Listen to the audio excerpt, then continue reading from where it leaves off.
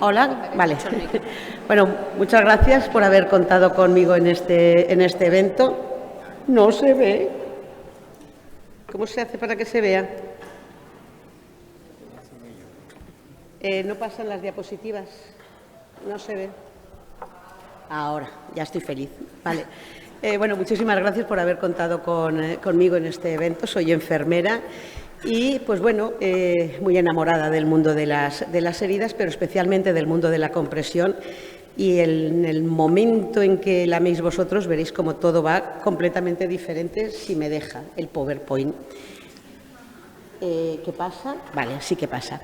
De entrada, queremos entender cuáles son los principales efectos que tiene la compresión terapéutica y tenemos que entender también el concepto ese de terapéutico. Mirad, a nivel del espacio intersticial, lo que consigue la compresión es reducir el edema. ¿Por qué? Pues porque aumenta el filtrado capilar y consigue, de alguna forma, drenar todo el edema que tenga el paciente. Hace que los fluidos se muevan.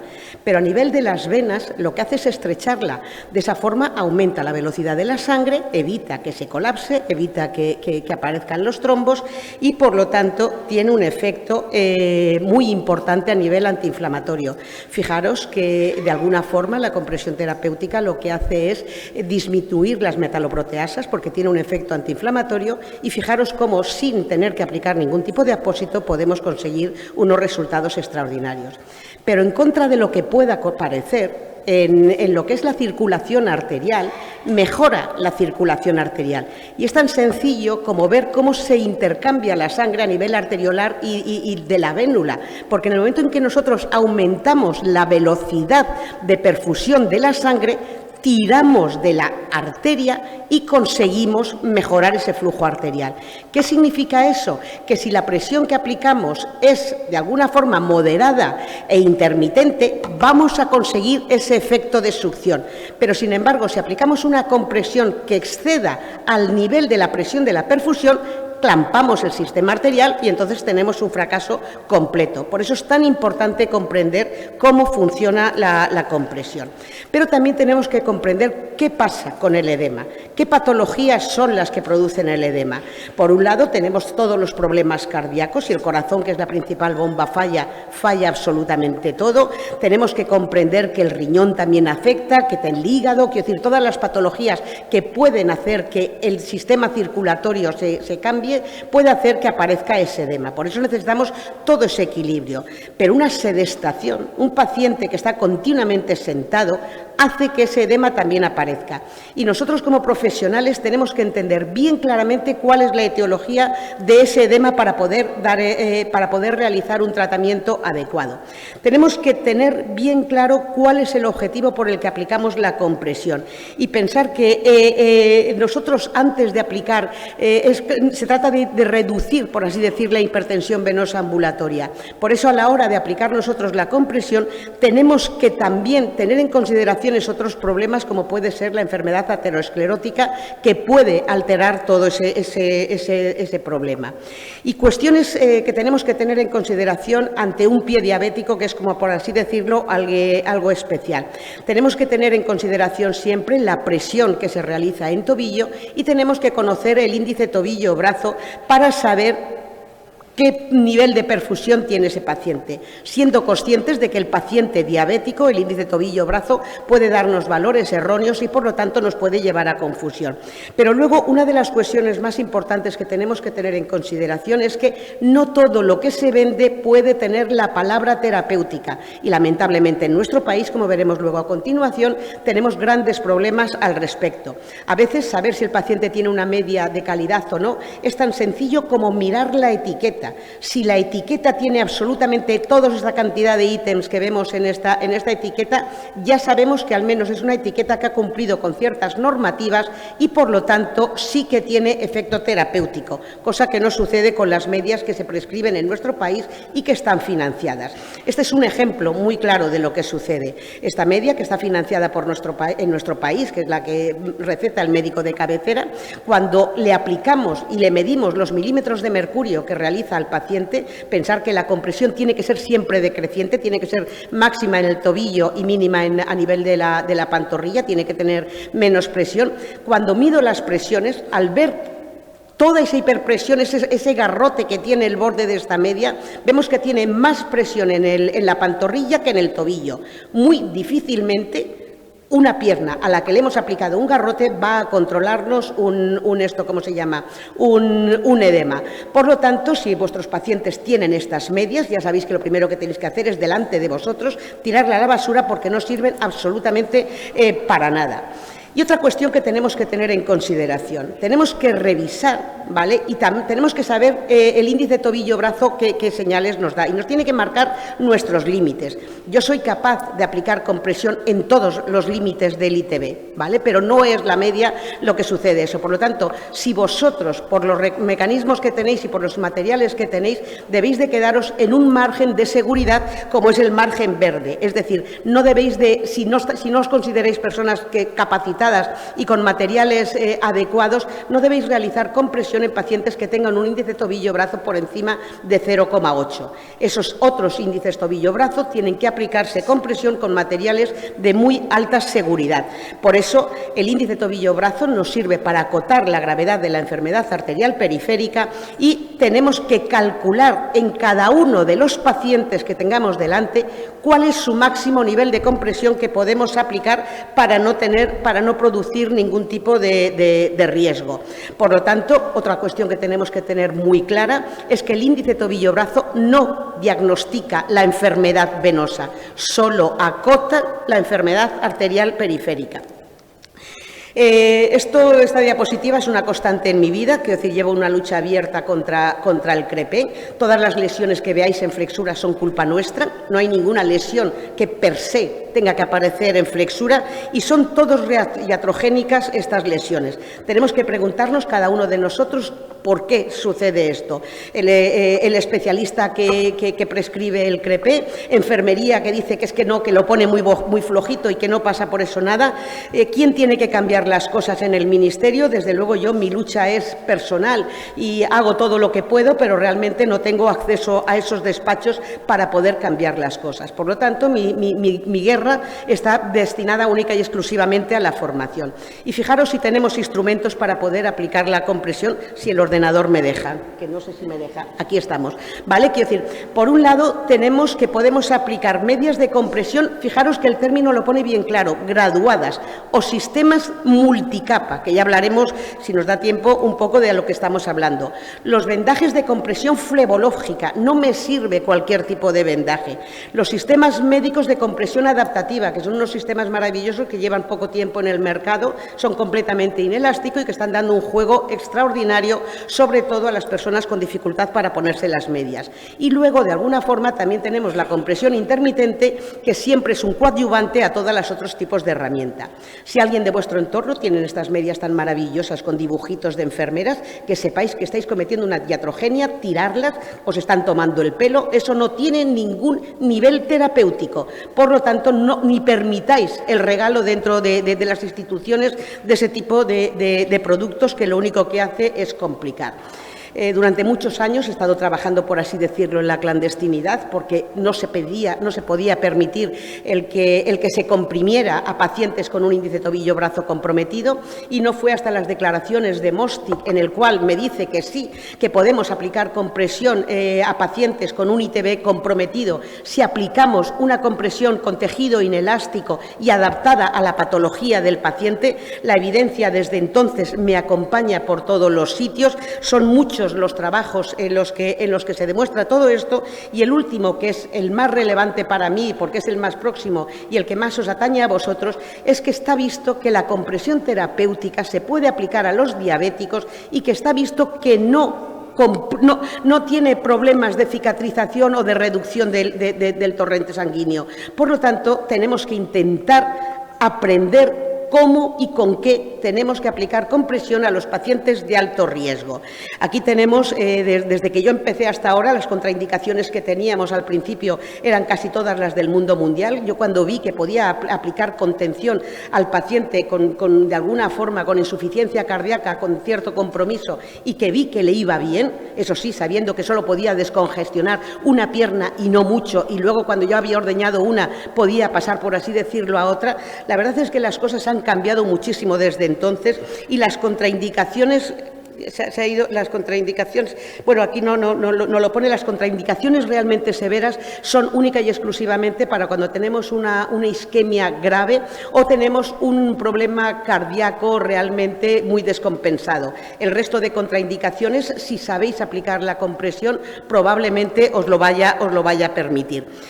Mirar, en el año 2018, que creo, o esto es del 2021, se hicieron una declaración de consenso de cómo podíamos aplicar la compresión a determinados pacientes con una serie de recomendaciones que son todas superválidas. Dentro de ellas, una de las recomendaciones más importantes es la recomendación RAL.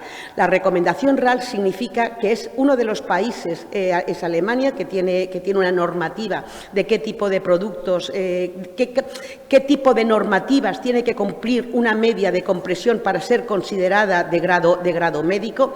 Es una normativa que no hay consenso. Aquí en cada país cada uno hace lo que le da la gana y tiene sus normativas, especialmente el nuestro, que solamente son las que tiene el BOE y que no tiene unas exigencias como la normativa RAL, pero en términos generales, a nivel flebológico, la normativa RAL es la que impera. Por lo tanto, los productos que vayáis a utilizar de medias, intentar buscar que tengan ese tipo de normativas, porque tendréis la garantía de que el producto que estáis utilizando tiene una calidad terapéutica.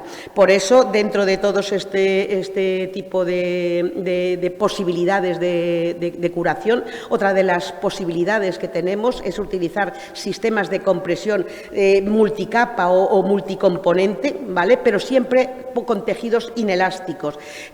Ahí la bibliografía a veces es muy confusa y si no sabemos leer bien entre líneas, vamos a estar aplicando vendajes de compresión de muy alta elasticidad que, aunque pueda conseguir el efecto en teoría reductor del edema, la verdad es que a la larga no es así. El tiempo que nos va a conseguir que va a tardar en resolucionarse ese problema es bastante más alto y con muchísimo disconfort con el paciente. Y desde luego jamás apliquemos esos sistemas de compresión bicapa, por así decirlo, o multicomponente, o como le queramos llamar, en los que tengamos dentro del kit un sistema de compresión elástico. Ir siempre a lo inelástico o a lo de baja elasticidad. Estos son uno de los sistemas de compresión que están en este momento ayudándonos más a nivel de enfermería por la sencillez de medición y la sencillez que tenemos de aplicación en los pacientes, y son los sistemas de compresión adaptativa adaptados con velcro.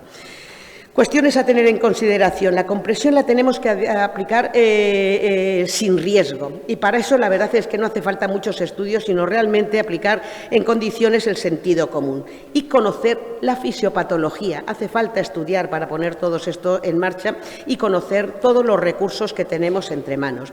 Este es el primer CIRCAI que se colocó en España. Es un paciente al que le habían quitado la safena porque le habían operado del corazón, en fin, muy complicado. El caso es que cuando me llegó a mí, me llegó con un edema muy importante, me llegó con un índice de ovillo-brazo 0 y no había forma humana de controlar ese edema. Enseñándole al paciente con compresión intermitente, con una venda de 10 centímetros de ancho, de baja elasticidad, y autovendándose el paciente cada vez que tenía que caminar y quitándose el vendaje cada vez que claudicaba, lográbamos reducir el edema. Pero realmente cuando llegó el sistema CIRCAI, que era tan fácil de acoplar, de poner y de quitar, este paciente logró estar todo el día, por así decirlo, con el sistema de velcro. ¿Por qué conseguimos este éxito en un paciente de ITB0? Pues realmente porque tenía todavía circulación colateral que nos permitía de alguna forma oxigenar los tejidos y de alguna forma permitir esa compresión. Pero para eso tienes que tener mucha información y conocer muy bien los productos para saber el máximo de compresión que puedes realizar. Los estudios de la compresión inelástica, cuando hablamos de la evidencia, si vais a la Cochrane os marearéis cantidad porque os dicen más o menos que podemos poner vendajes elásticos, pero para mí una resonancia magnética realmente es la mejor evidencia que podemos tener. En los estudios que realizó el profesor Paz, llegaron a las conclusiones de que el material inelástico es el que debemos de utilizar y que los vendajes de 4 capas muestran una eficacia similar a los vendajes vendajes inelásticos. Y es muy sencillo. ¿Por qué? Pues porque resulta que cuando ponemos una capa, 2 capas, 3 capas, 4 capas de la elasticidad que sea, pues realmente lo que estamos confiriendo a todo el vendaje es una rigidez que es la que hace de muro. Cuando construimos un pantano, ¿verdad que no lo hacemos con ramas de perejil, que lo hacemos con hormigón? Pues lo mismo pasa con este tipo de cuestiones. Un producto completamente inelástico nos va a contener mucho más el edema que algo que tenga elasticidad.